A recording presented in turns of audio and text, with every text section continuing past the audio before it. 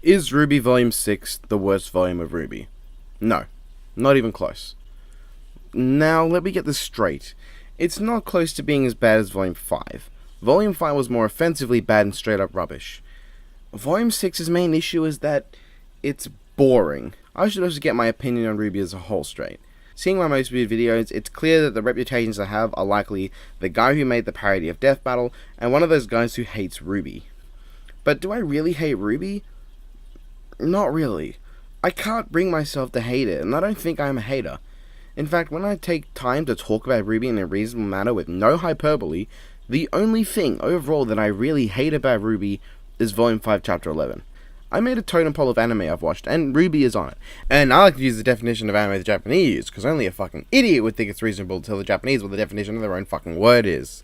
Anyway, out of the relatively tiny 46 anime I've watched, there are only 4 that I consider downright worse, and 4 I consider around the tiniest bit better.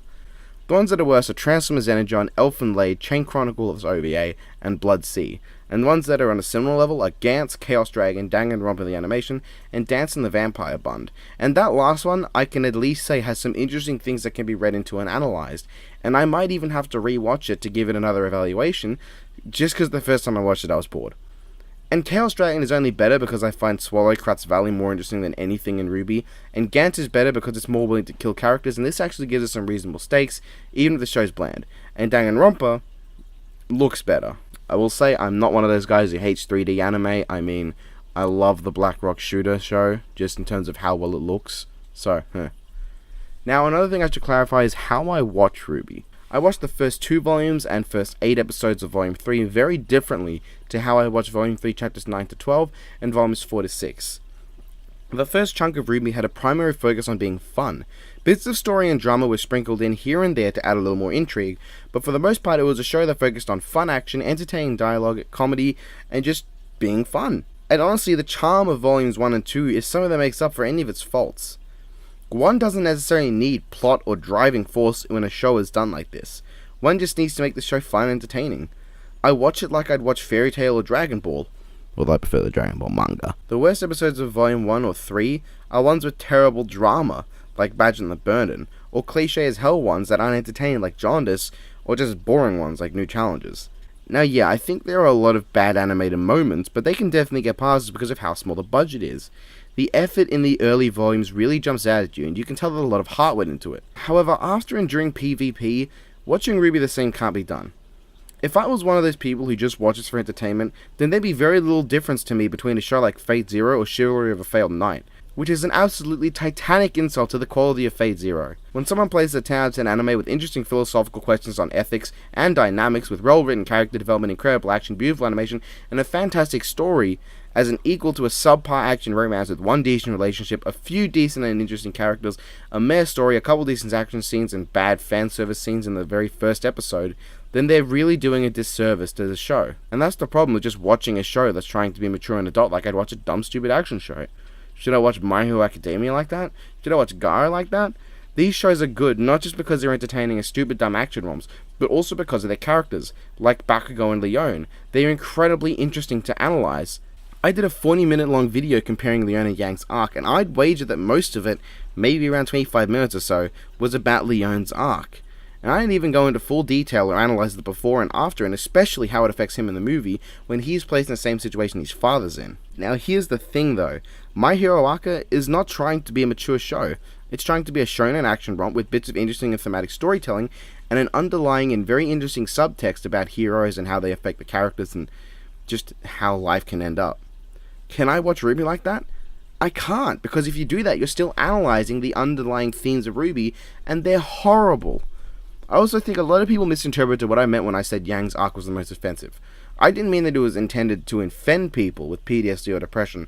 I meant I was offended by how little effort went into portraying a serious subject. I was offended by the fact that they actively chose to not put in the effort and just glance over a serious topic with no care of how they portrayed it. It's not because I liked Yang at the time, and it's not because I think there could have been stuff done that would have made it really cool. It's because they should have portrayed it in a serious way and really delved into it without just brushing it over like it's nothing. Or at least imply the seriousness of that specific event and how it affected her. And that's what has really killed Volume 4 to 6, especially 5 and 6, for me. Not enough, or sometimes rarely any effort, goes into telling the story or developing the characters in meaningful ways. Issues like dealing with an abusive former lover or the trauma of losing an arm are glossed over as just normal occurrences, and that's really a shame. The most interesting way to write a character, at least, one of the most interesting, is to show how they'd react to something completely new and out of nowhere to them. Seeing RWBY deal with a physical combat challenge, for instance, is not interesting, but if she had to deal with, say, her uncle or Yang dying in front of her, or Weiss being badly injured, nudge nudge, it could be interesting. Instead, when the latter does happen, she's completely knocked out for most of it, and then reacts with only the slightest bit of concern before just not giving a shit. The initial reaction, the initial time she sees Weiss is injured, should have been the biggest reaction of anything, and told us how much she cared about Weiss without her having to say it. But nope, she barely cares.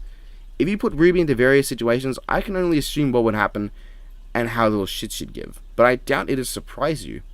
If anyone other than Yang or Crow asked her out, for instance, she'd be flustered and either run away or just be awkward.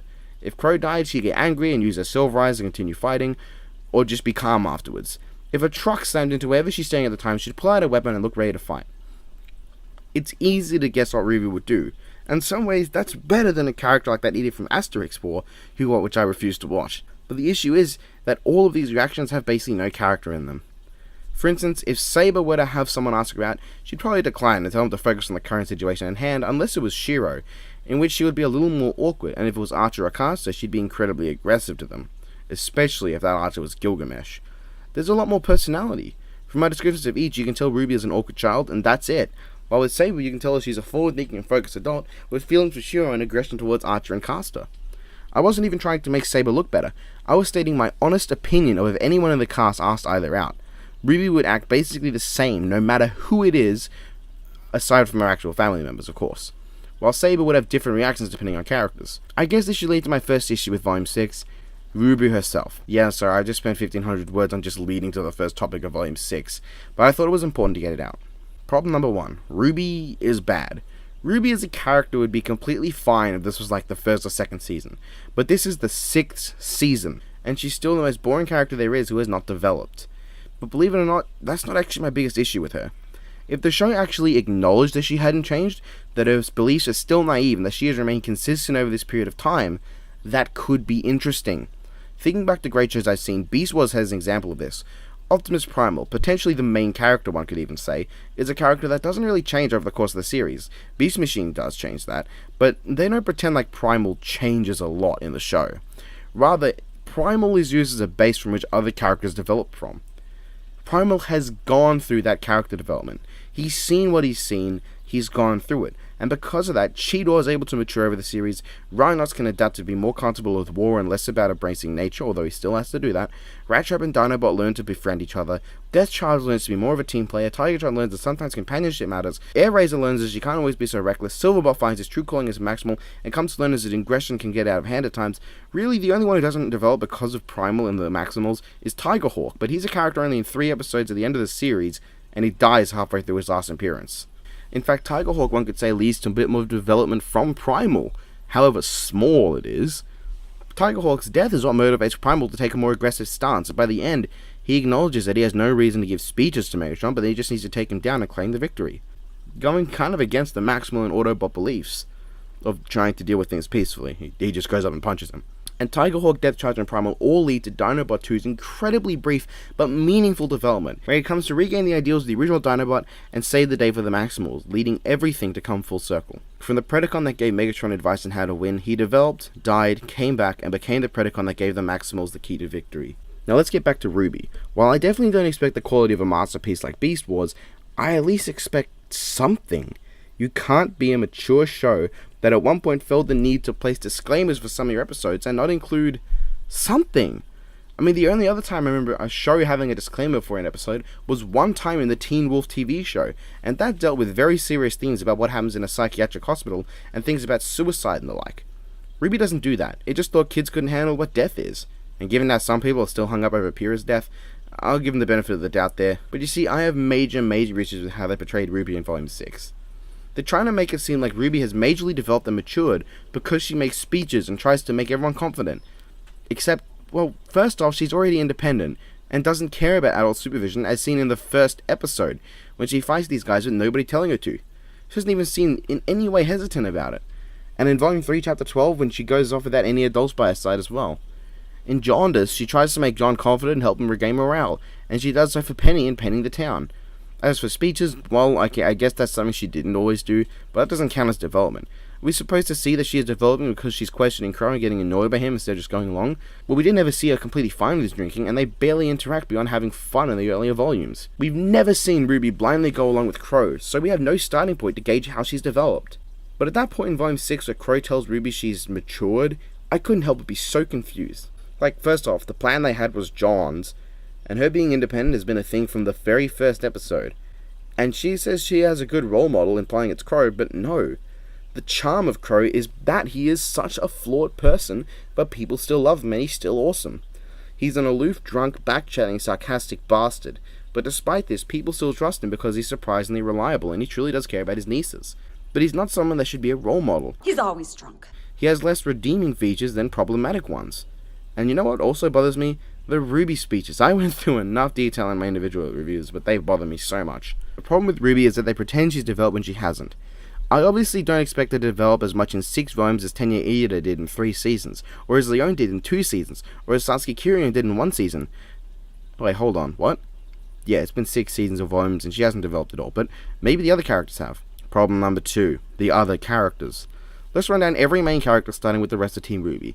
Now, I stated in my review of episode 6 that I was annoyed that the interesting idea of Team RWBY having doubts was all brushed aside as a result of the apathy. Now, someone did comment that they were using the apathy as scapegoats, and that they really do have those hesitations. Which, yeah, if that was the case, that'd be awesome, and I'd be surprised I didn't see it. But no. Never again is there any indication or any hesitation from any of the characters.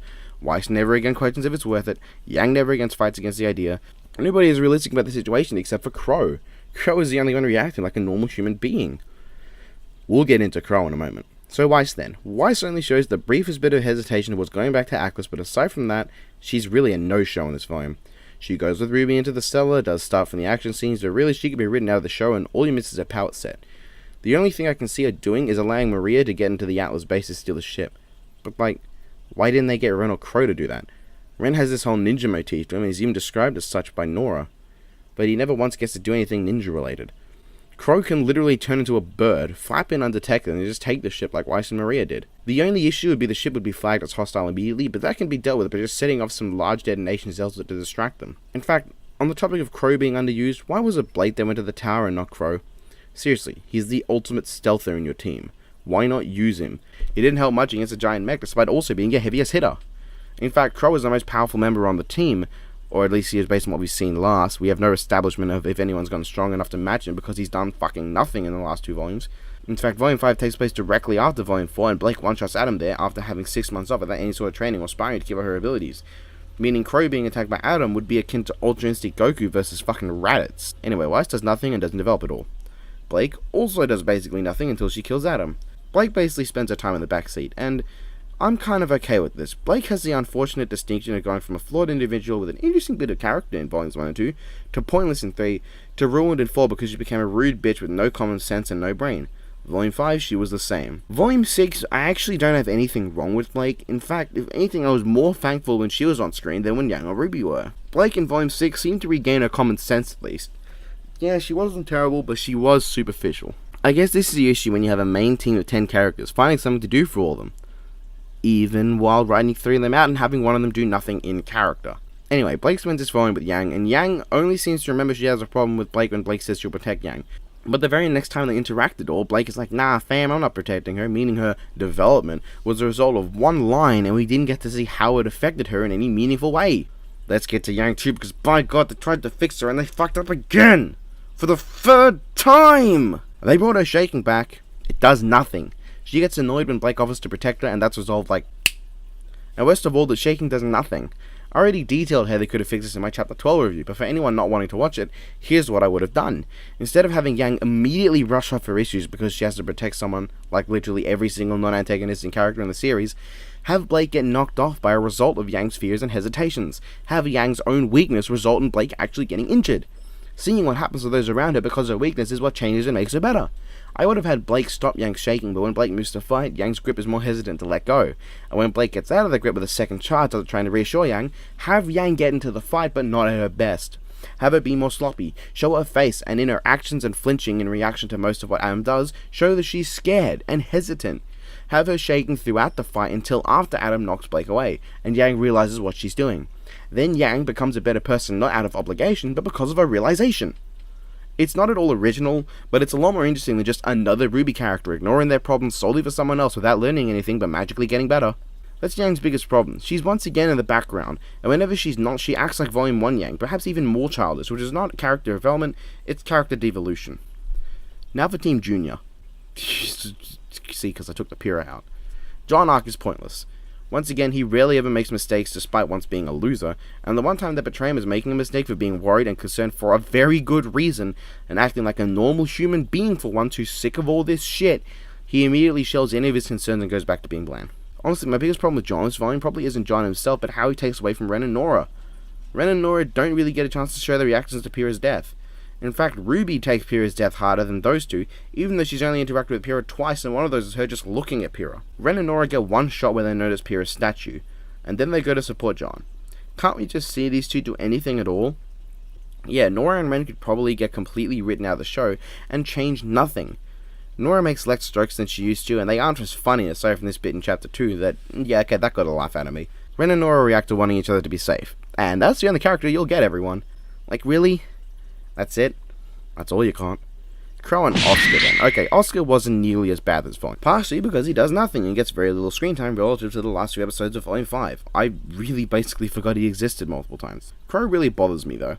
On one hand, I found him really interesting because of how he reacted to the one goal he had from the one person that accepted him despite his semblance turning out to be pointless. But then he does nothing and seems to be totally past those issues at the end. Now, him doing nothing narratively, I'm fine with, because it fits in with his loss of faith. But him doing nothing dialogue-wise and having no interesting interactions with, say, Maria or Yang, who also went through this sort of issue, is a wasted opportunity. But now, I have to talk positively. I really like Maria, and I even enjoy Cordovan. Maria isn't exactly developed at all, but she debuted in this volume, so really I can excuse that. No one else has been developed, so at least she has an excuse. She has an interesting backstory, she has a narrative purpose in teaching RWBY to use her silver eyes, and most importantly, she is so entertaining. Every line from her is gold, and it's just fantastic. Caroline Cordovan is also incredibly entertaining because of how fanatical she is, and the interactions between these two, while superfluous and pointless, were at least entertaining enough for me to enjoy. But now we should talk about the villains. They do nothing. Yeah, after 2 volumes of villain interaction where they just built up on each other, it's only the second and third last episode where Adam shows up, and he dies. No comment. But now I feel like we need to talk about a huge issue with Volume 6. Problem 3. There's no tension. There is no tension in RWBY. At all.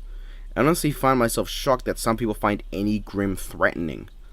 Let's take a look. The most threatening Grimm in the series have been the Giant Nevermore, Deathstalker, Phaelon, Grim Dragon, Leviathan, and the Apathy. Nevermores are no longer threatening. Coco is able to destroy them, same with Deathstalkers, and RWBY kills multiple in the Volume 4 short. The Phaelon killed and injured absolutely nobody and was beaten by 2 people in a cannon. And the last 3 are not even slightly deadly, all for the same reason. The damn Silver Eyes. The only one who didn't instantly fail due to the Silver Eyes was the Leviathan, and then it was killed by the same mech that the good guys just finished defeating. So like, where's the threat?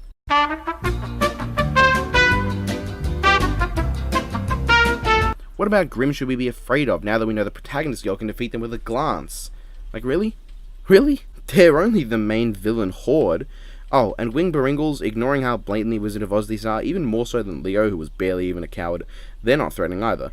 The Sphinx also flies, but unlike the Baringle, it wasn't killed one-on-one by RWBY. And the Sphinx died anyway. So what about our main villains? Mercury isn't even that threatening. We've seen him matched equally by Yang. Emerald is also matched by Yang and RWBY. Hazel was matched by fucking Oscar. Watts has done nothing, so there's no reason to be afraid. Salem does nothing, everyone just sits around home base. Neo has done nothing since her return, and Cinder has already been defeated in the past. So really, only Tyrion remains as what I consider a viable threat. Especially as RWBY can now use her Silver Eyes on command, and that would do major damage to Cinder. Both because it's established that Maiden's power is susceptible, and also a Grim arm. Kind of weird, the Silver Eyes seem to come from the God of Light explaining the Grim killing thing. But why does it hurt Maidens too? Anyway, so there's no real reason to have tension, which really hurts the show. Alright, so I think I've said enough about why Volume 6 is trash. Someone will obviously call me a stupid childish hater, despite the fact that I don't see how pointing out objective flaws with character development and story is childish, but honestly, I don't think it's even close to Volume 5 levels of shit. There are actually good things in Volume 6, namely some of the action. Specifically the fight between Adam and Yang, which isn't total rubbish, and Maria is in a lot of episodes and is almost always entertaining. So while there are flaws, I do have a few compliments to it. Anyway guys, that's all from me. I could have gone more in depth, but I feel like I'll leave that to Fat Man Falling. So see you guys. No, Volume 6 is not the worst, Volume 5 still is, and I really hope Volume 7's good.